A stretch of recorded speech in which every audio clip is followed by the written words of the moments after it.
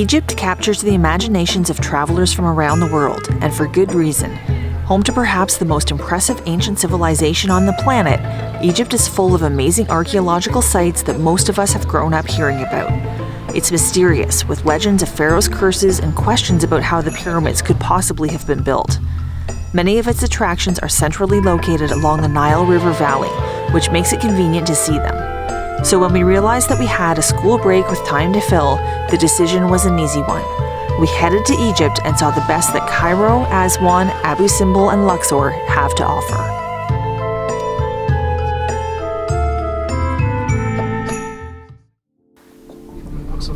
Our first day in Cairo was an overwhelming blur of insane traffic, ancient antiquities, and glimpses into Islamic life. It could only be described as sensory overload. We met our Egyptologist and guide, Mustafa, and started the day at the Egyptian Museum in downtown Cairo.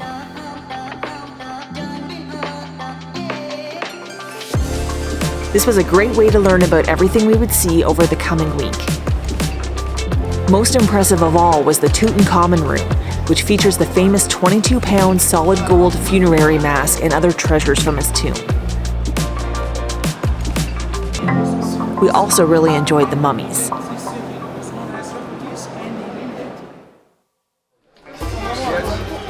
From the museum, we moved over to Islamic Cairo, which is full of mosques, tombs, and the old walled city. We set out on foot to discover the Khan el-Khalili Bazaar, which has been running for more than 1,000 years. Honestly, I could have spent the whole day in the bazaar in Islamic Cairo alone. It was fascinating and full of beautiful treasures around every corner. The metalwork in particular was gorgeous. This is what we call it recycling here. To build the mosque or a church, they run it from ancient Egyptian temples and the Greek-Roman columns over there. Friday prayers were underway and the streets were buzzing.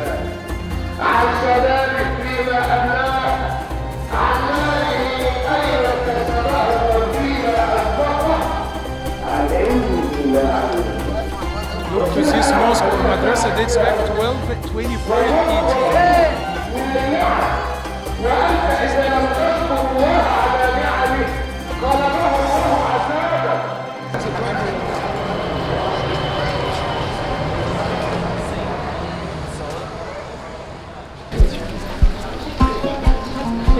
After seeing Islamic Cairo, we moved on to Coptic Cairo, which is full of historic Christian churches. St. Sergius and Bacchus Church is where Mary fled with Jesus to escape persecution in Judea, and the Hanging Church is built on an old Roman fortress.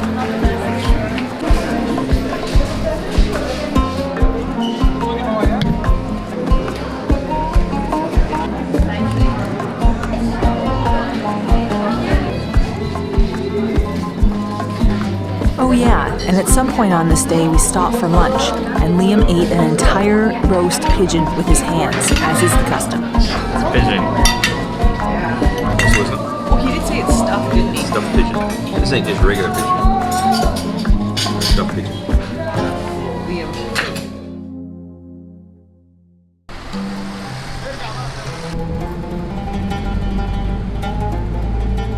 View was a very good view. That's a book. Wow. Is that great? Just 1 minute. Wow. Liam saw it. I came from this side because this is the best view from the street.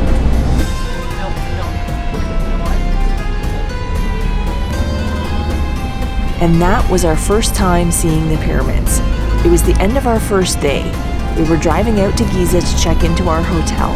We were heading west, and looking into the setting sun, the shadow of the pyramids kept slipping in and out of view, until finally they were unmistakable in front of us.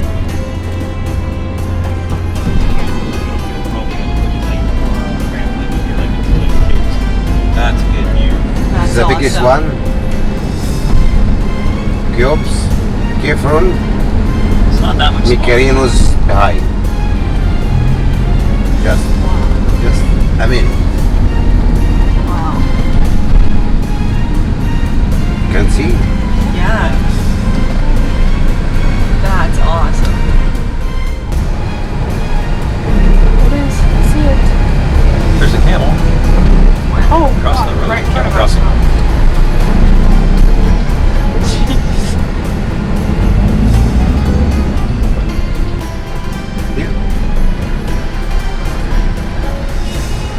This one? There's That's it? very small sign. Yeah. Small sign. Thanks. Everybody make sure you get all your things.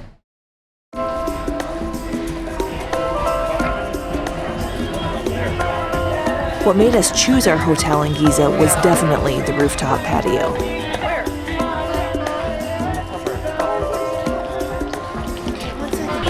Hi. Have you seen the Sphinxy?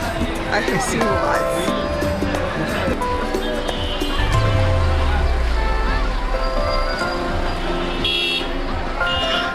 We used to say we used to go.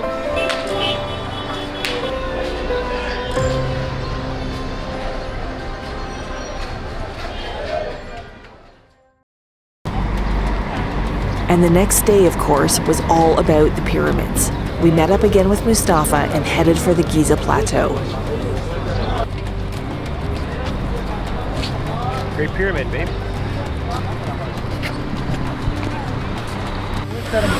Second pyramid of Son Kefren, and Mykrinus, the grandson of Cheops and the son of Kefren. This pyramid, it was built for whom? Only one person, the king of Egypt. So it was full of what? His treasures. But all the treasures gone. By the way, if you leave the pyramid without any care, okay, for 5 years, come after 5 years, you will find quarter or half of the pyramid covered by sand. Okay? I prefer you now to go inside the pyramid because it's going to be more crowded to enjoy more by yourself. Okay, are you ready? Yeah. And they put in the time of ancient Egyptian gold.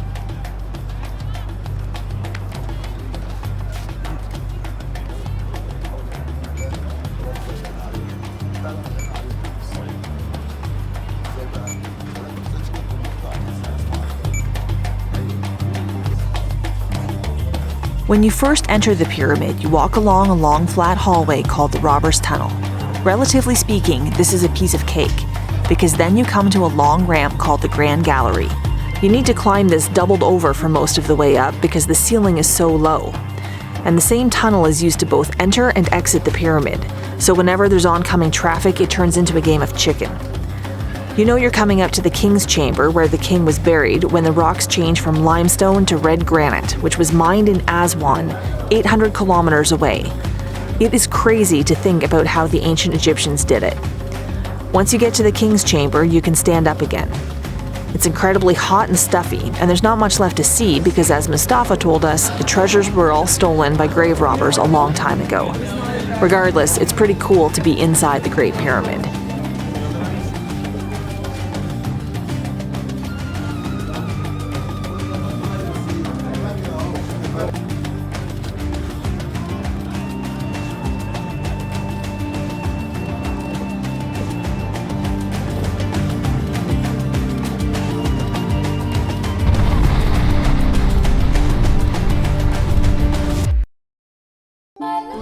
There's a dog up on the pyramid. This is hilarious.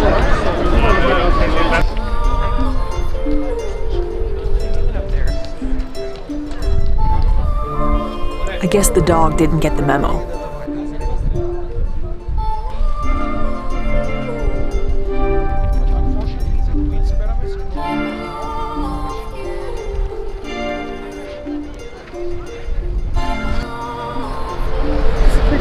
That's pretty big. After seeing the pyramids up close, we went to Panorama Point, which is supposed to give a good view of the pyramids. Of course, there's the Instagram-worthy view, and then there's reality. I think you're right, though. I did expect this to be much quieter over here. This is the place to come if you want to ride a camel. Although camel rides are offered closer to the pyramids themselves, there are many more cameleers hustling for a buck at Panorama Point. We chose not to ride a camel. The ethics are questionable, but I would be lying if I said I was upset when I was photobombed by some of the camels, and especially the camels dressed up as Santa Claus.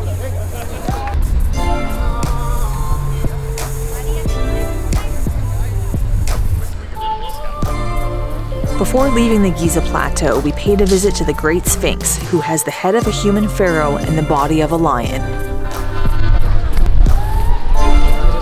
Anyone want to kiss Mr. Sphinx? It's okay. Anyone? stand. Excuse me, my friends. Come here. On your key stand.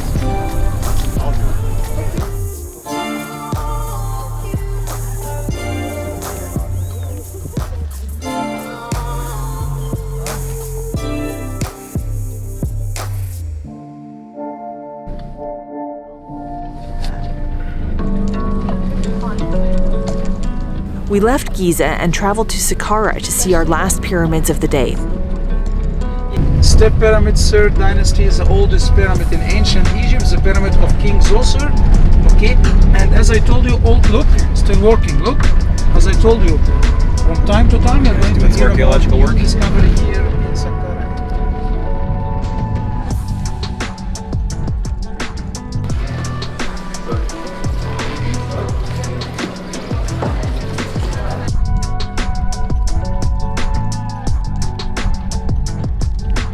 Pyramid from in and outside.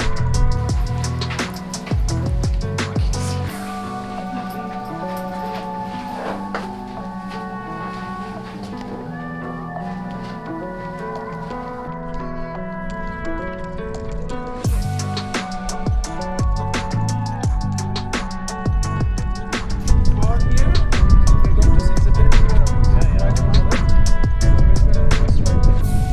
Why we call it the big pyramid? Because it was built with one wing at height 50 meters apart from the sky exposed walls. That's why we changed its engine to save the structure. And there was That's cool, even that we can see the vent here. Yeah, in the distance. That is cool. I feel like we saw them here. There's like more than 100 more we could go see. That's crazy. They don't get any airtime. From this is actually. It's just a pile of rubble. the pyramid of Ones. It's so beautiful. From outside, you'll never imagine it's a pyramid. But from inside, it's so beautiful. Why? Because of the hieroglyphic. Yeah. Everywhere, and you're going to see the cartouche of the king. And inside this cartouche, you'll find the rapid.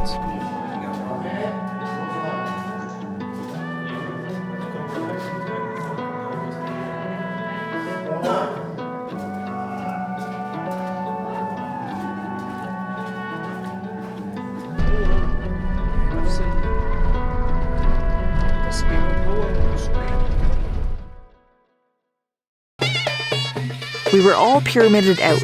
It was time to take a break and get something to eat, and we wound up going to this admittedly very tourist-oriented restaurant right next to the Saqqara complex. You're greeted at the entrance by musicians, and by now we were beginning to realize that everything in Egypt is about the bakshish or tip that is expected. Here's Chad digging through his backpack to see if he has any small bills to give, and I'm trying not to overtly record the musicians until I know that we'll be able to pay. Liam's getting a free dance lesson regardless. That was quite an entrance there. That was quite an entrance. Must be the guest of honor. See, this is definitely something you wouldn't do if you had just not had a tour. Oh, Armakis, you are my life safeguard.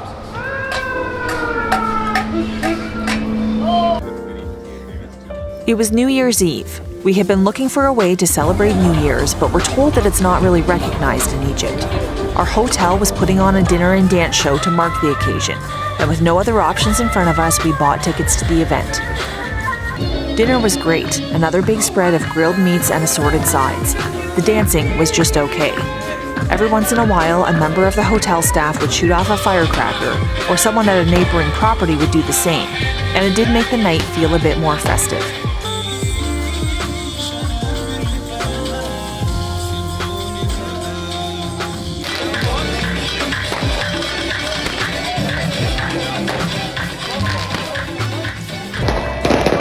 What we didn't expect was that at midnight, every rooftop in the area lit a full arsenal of fireworks, and there was a huge, chaotic, unchoreographed show.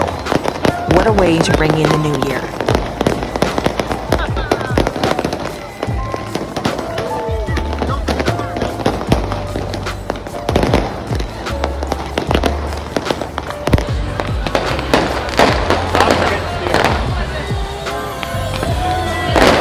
You have to do an Instagram post that says anyone who tells us that nothing's happening at Giza is insane.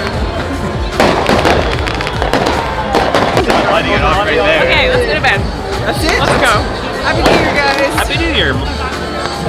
Happy New Year! Happy New Year! Happy New Year! That was as crazy of a New Year party we could ask for.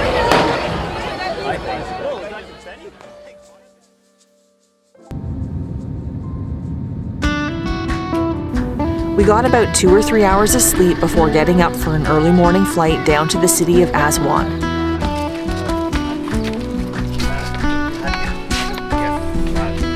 We spent our first night there in a Nubian village outside of the city and on the bank of the Nile River. This is a nice, peaceful place. Quite different than Cairo.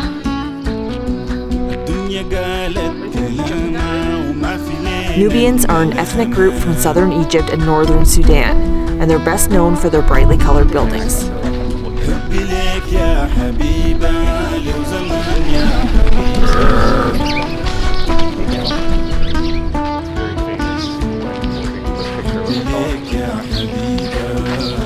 Yeah, I know the picture you're talking about.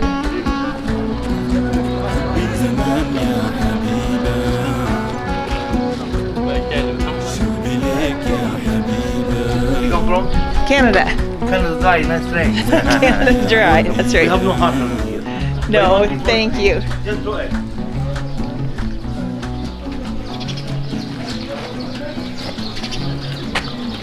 Everybody knows Canada Dry, right? You say you're from Canada, everybody says Canada Dry. Normally we spend like 10 minutes. This is Abdu, and he was our Egyptologist and guide for our time in southern Egypt. He took us out for an afternoon of sightseeing around Aswan. We saw the red granite quarry where stone was sourced for many of the ancient Egyptians' construction projects. This is what we call diorite. Diorite? Diorite. Is that what the statue? Yeah, of Khafren in the Egyptian Museum. Man, you paid attention to everything. I do pay attention. I like this stuff. This is the kind of stuff that you have seen in the museum. The quarry is still home to the unfinished obelisk that cracked as it was being cut out from the rock. Specific sites. Like altars, like statues, like sarcophagus, and obelisks, like we're gonna see in Luxor and Karnak temples. There it is. So this is the obelisk in here. Oh. That's the crack right there. See it? Yeah. That's why we left it unfinished. We also paid a visit to Philae Temple, which would be the first of many temples we saw on our trip. What makes it unique is that it's on an island, and you need to take a boat from the Philae Marina over to the island. This is not the island where the temple was originally built. That island was flooded in the 1960s when the Aswan Dam was built, and the temple was relocated stone by stone to its current location. While this sounds like a massive job, we would soon learn that actually many of Egypt's ancient sites along the Nile have been moved from their original spots. And although it sounds next to impossible, relocating temples is something the Egyptians are pretty good at. Philae Temple is dedicated to the goddess Isis, and Abdu tried to give us a crash course in Egyptian history before we started the tour. Thank you. Welcome. I enjoyed that very much. What do I think? Boat trip across the Nile to a temple on an island. That one's really noisy. Whoa. He's like a fin dog screaming at 3 a.m. But between the jet lag that was hitting us hard, the New Year's party that we'd stayed up for, and the 6 a.m. flight from Cairo to Aswan, we were a little bit delirious and not really ready to take it all in. See this one? Oh yeah. Added in the Christian time. So like when was that roughly? 385 AD. Okay. The whole country became a Christian country. And they started to get back to the temples. This was the sanctuary, or the holy holies of the goddess Isis. You can see her right there, protecting her husband Messiah. So he cut it short, pointed out a few of the major details, and then gave us free time to wander the temple by ourselves. This cat. Hey kitty, you know who you look like? You look like Lucy. These cats are stuck on the side. And we spent most of that time playing with the island's resident cats. Needless to say, it was an early night for all of us.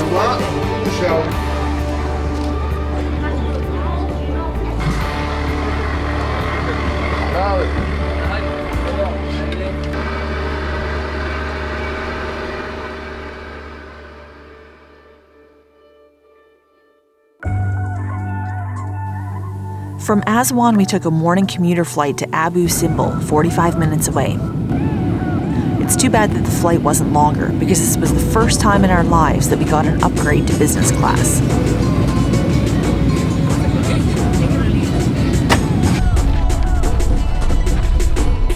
Abu Simbel is home to two massive rock-cut temple complexes. They were built by Ramses II, and the smaller of the two temples, which we visited first, was dedicated to his wife, Queen Nefertari. The drawback to taking the commuter flight became apparent as we entered the temple at the same time as all of the other passengers who had only flown in for a couple of hours too.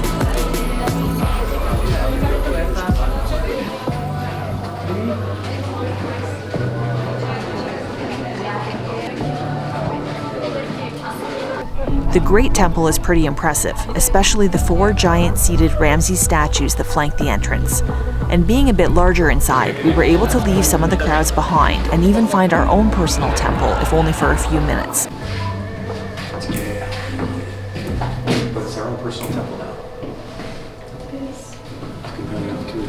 Show us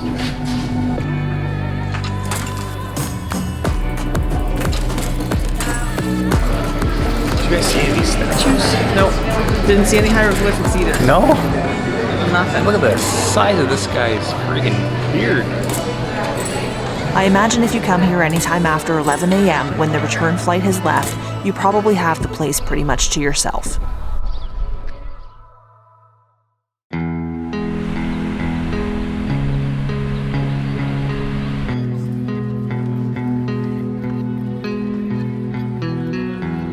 There are a ton of riverboats sailing the Nile between Aswan and Luxor. Taking one of these cruises is an efficient way to see the historical sites because they're mostly located on the riverbank. We boarded our cruise ship in Aswan around noon, although it wouldn't set sail until late that night. So what do you think? Liam, should Dad go full on hippo mode? Yes. Hippo mode. Wonton Dawn. It was a classy little ship with only 66 cabins, so it never felt crowded. The staterooms and public spaces were lovely, and the restaurant was excellent.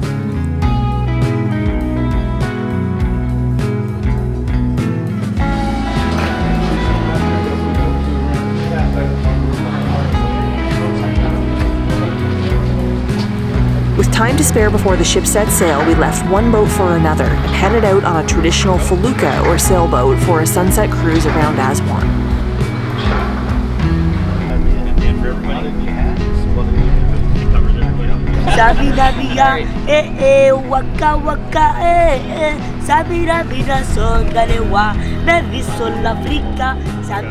The peacefulness of our trip was soon interrupted by some enterprising local kids on a paddleboard who had a good gig going, serenading sailors until the baksheesh was handed over.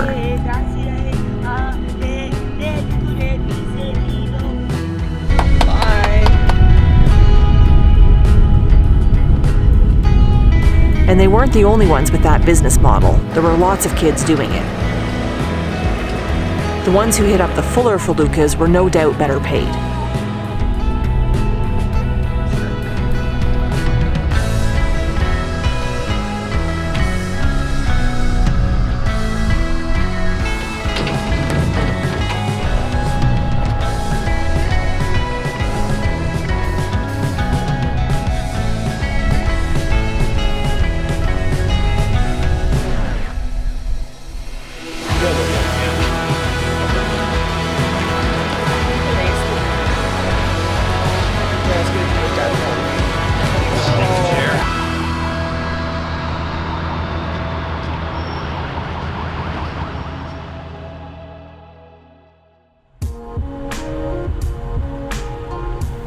The ship left Aswan overnight, and we woke up to see the sun coming up over the east bank of the Nile. Soon we were pulling ashore at Kom Ombo. Thank you. Will you take mine too? There are lots of cruise ships sailing up and down the river, and because port space is limited, they often dock 2 or 3 deep. That meant that we had to cross through the lobby of a neighboring ship in order to reach the shore.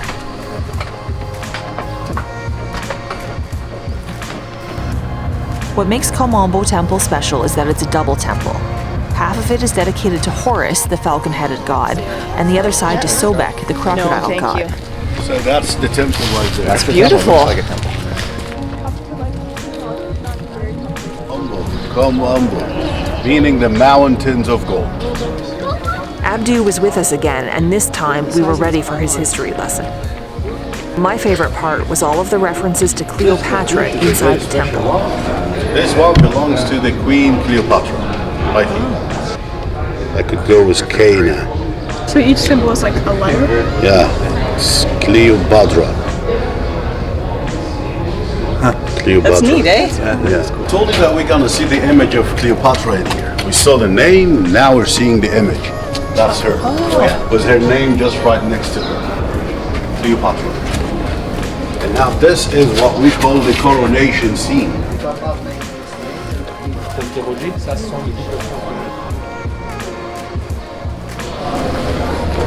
I like the crocodile side better than the top side. I'm not surprised to hear that, babe.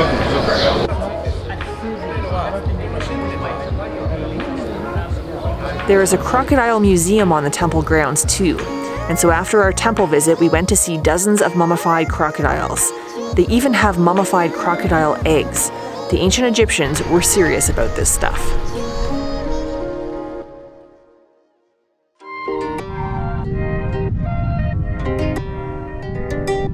The Nile used to be like right up to its base essentially, right?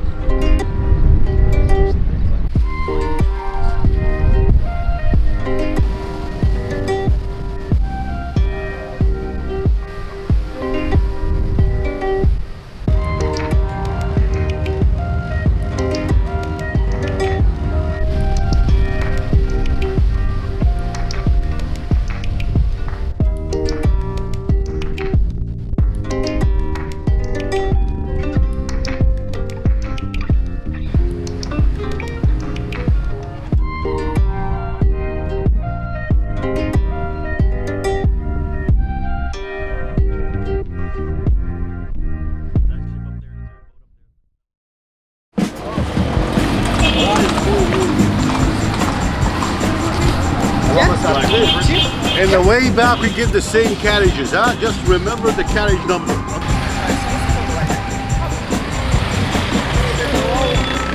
Mohammed. Mohammed. Nice to meet you. Nice to meet you too. That's Ferrari. Ferrari? Our next stop was Edfu. The Temple of Edfu is one of the few that's not directly on the bank of the river, and so a whole cavalry of horses and carriages spends each day carting ship passengers back and forth to the temple. Edfu is one of the best preserved temples in Egypt because at one point it was forgotten and buried beneath 12 meters of sand. So, as usual, this is the second part of the temple. This is what we call the open.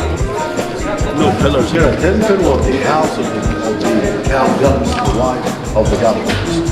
This one, before cleaning, it was just black like this one. Big golden statues for the gods of Egypt, and they would put them in the second floor and make them look at the town. So people in the town, when they look at the statue of the god and see him looking at them, they would think that he's watching and protecting them. In here, it's like watching a movie. You're gonna be seeing so many different images for Horus trying to catch or kill the god Set, and Set is running and Horus is tracing him. So we keep going this way.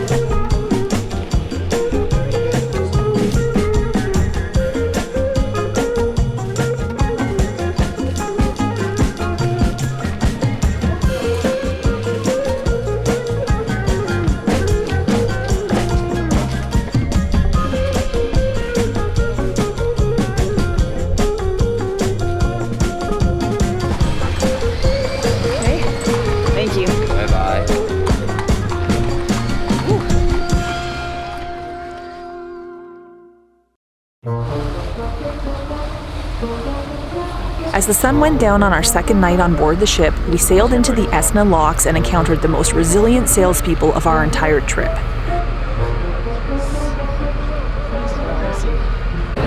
Hello! Where are you from? Where are you from? Let's back up and set the stage. Egyptian hawkers are ruthless. They will jump in your path to grab your attention. No, thank you. They will follow you if they think they can make the sale. They will be ready to pounce as you're getting out of your vehicle, and they won't let up until you've completed your visit and essentially shut the door in their face. Sorry, no, thank you. 30. Queen, king, cat, 30. No, thank you. Okay, 25. 20, okay?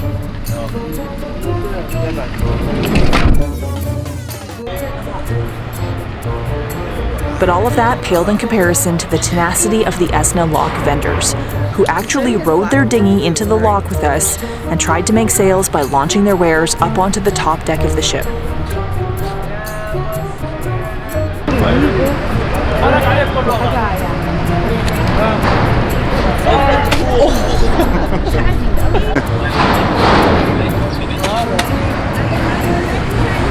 Yeah, he's getting him just to toss it down to the next level.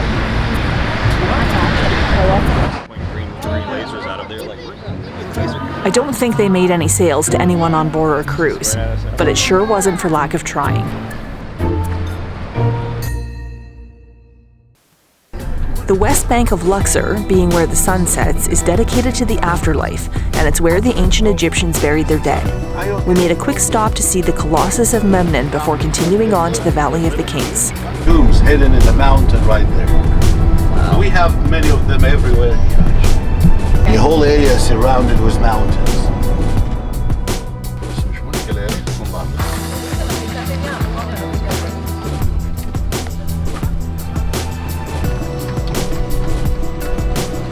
Now you gotta walk. One looks like a pyramid, huh? Egyptians back in the Nubian time selected this specific area to hide the tombs inside, thinking that that mountain would give them protection and resurrection, right? After grave robbers looted the tombs in the Great Pyramids, the ancient Egyptians moved their burials to the Valley of the Kings in an effort to keep them hidden. More than 60 tombs were created over a span of 500 years, including the tomb of King Tut.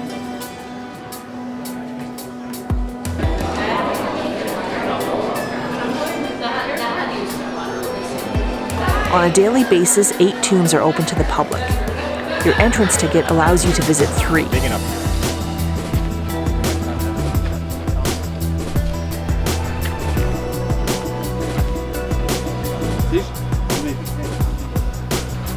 Every tomb is different inside, with some being especially colorful or impressive for their artwork, and others being notable because of their size.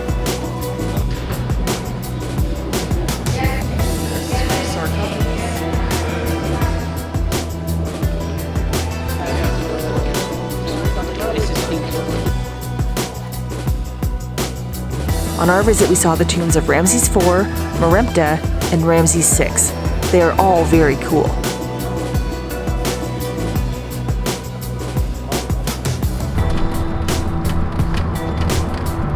After seeing the Valley of the Kings, we also paid a visit to the mortuary temple of Hatshepsut, which was built for the queen who became a pharaoh. The same picture though? It's different pictures, right? I actually got Hatshepsut's temple.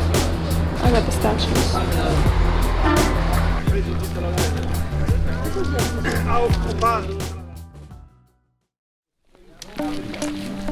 We moved over to the east bank of the Nile, where the city of Luxor is, and we went to Karnak. It's not a human head, it's a ram head. This is an absolutely massive temple complex, built over a substantial period of time, which allowed it to achieve a unique level of complexity. This is super cool. This is my favorite temple for sure. Yeah, I always thought this was your favorite. Saved it for last. Thank you for bringing me here, babe. Appreciate it. It's huge though. It is huge, isn't it? I think this is another reason why you should do an Aswan to Luxor and not a Luxor to Aswan, because if you saw this first and you saw the others, it wouldn't be nearly as impressive.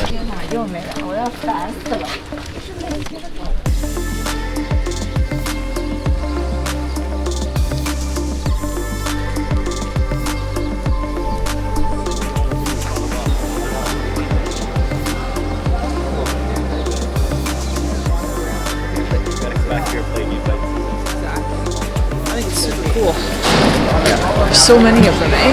Look at the cameras in this side.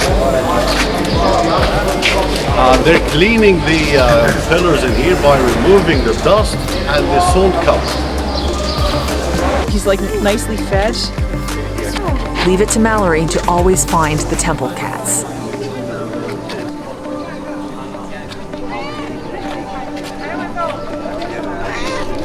Hey, you.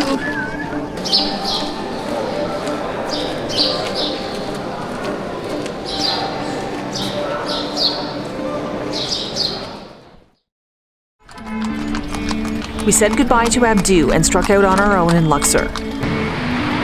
We bought a papyrus painting at an old bookshop and found a local McDonald's. We'd been hoping to try a McArabia while in Egypt, but didn't realize that Egypt is one of the only Arab countries where it's not offered. Still, it was probably the most scenic McDonald's that we'd ever been to. Where's the Luxor sign? There it is. The corniche. I find one like this.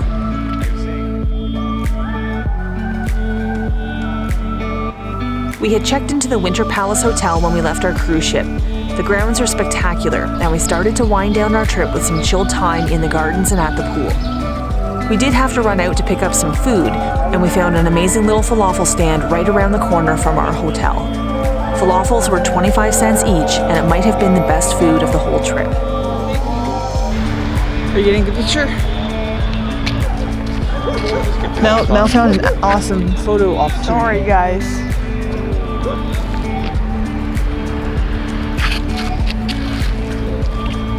We wrapped things up by going to see the last temple of our trip, Luxor Temple, which is lit up for visitors at night. Without a guide, we didn't get the educational part of the experience, but that was okay. We were pretty tapped out with all the temples we'd seen over the past 10 days, and it was nice to just wander at our own pace and enjoy the atmosphere.